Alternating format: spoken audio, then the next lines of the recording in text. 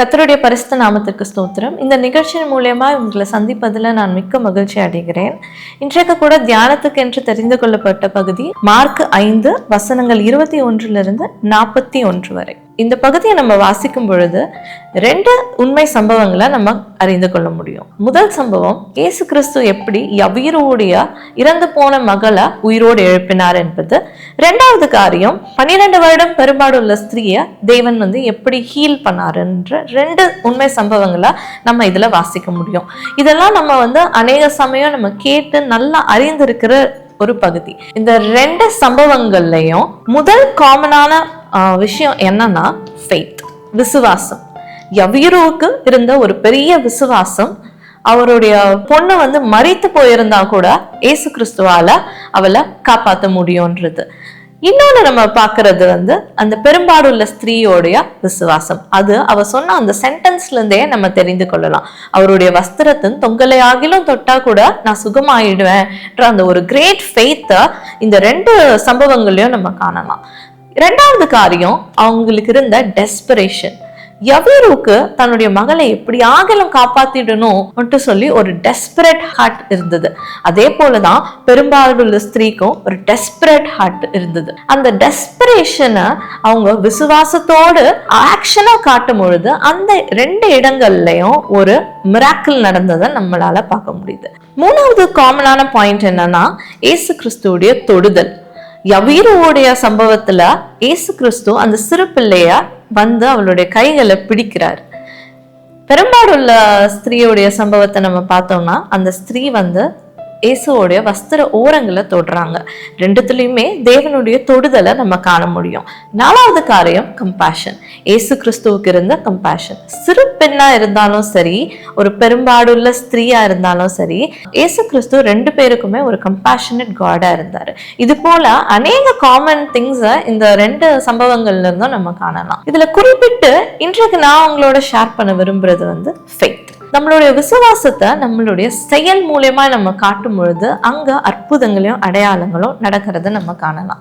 இன்றைக்கு கூட நம்ம வாழ்க்கையில அநேக காரியங்களை குறித்து நமக்கு நன்மை நடக்கும்ட்டு சொல்லி நம்ம விசுவாசிக்கிறவர்களாய் காணப்படலாம். அந்த விசுவாசம் எப்பொழுது ஒரு செயலாய் மாறுகிறதோ அப்போ கர்த்தருடைய வல்லமையான கரம் எப்படி மூவ் பண்றதுன்னு நம்மளுடைய வாழ்க்கையில நம்மளால பார்க்க முடியும்.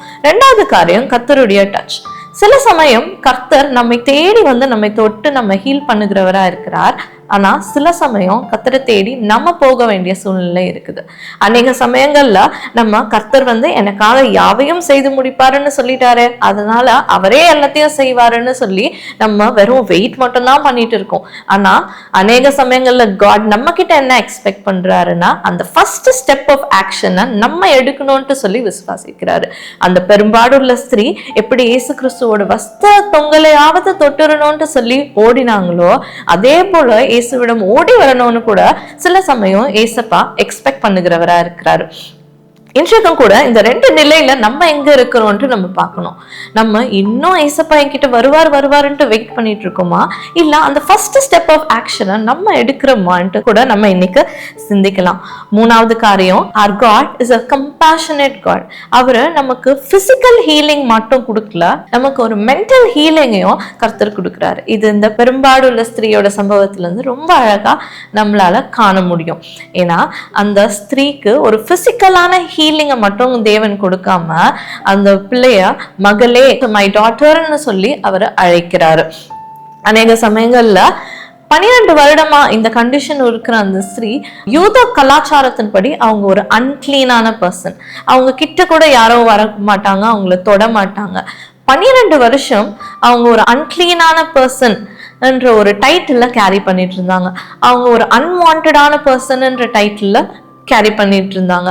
இந்த மாதிரியான ஒரு நெகட்டிவ் டைட்டில் கேரி பண்ணிட்டு இருந்த ஒரு ஸ்திரீயா அவர் மகளேன்னு சொல்லி அழைத்து அந்த 12 வருடம் அவங்களுக்கு இருந்த ட்ராமாவை கூட அந்த ஒரு வார்த்தையால அவர் ஹீல் பண்ணுகிறவரா இருந்தாரு.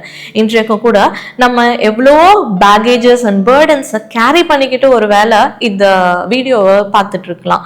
இந்த வீடியோவை பார்க்குற உங்களுக்கு நான் சொல்ல விரும்புகிற ஒரு விஷயம் என்னன்னா, மகளே என்று உங்களை அழைக்கிறார், மகனே என்று உங்களை அழைக்கிறார். உங்களை பெயர் சொல்லி அழைத்த இயேசு உங்களோட சரீரத்துல இருக்கிற உங்களுடைய வீக்னஸை மட்டும் ஹீல் பண்ணாம உங்களோட இருதயத்தையும் சுகப்படுத்துகிறவரா, குணப்படுத்துகிறவரா இன்றைக்கு இருக்கிறாரு.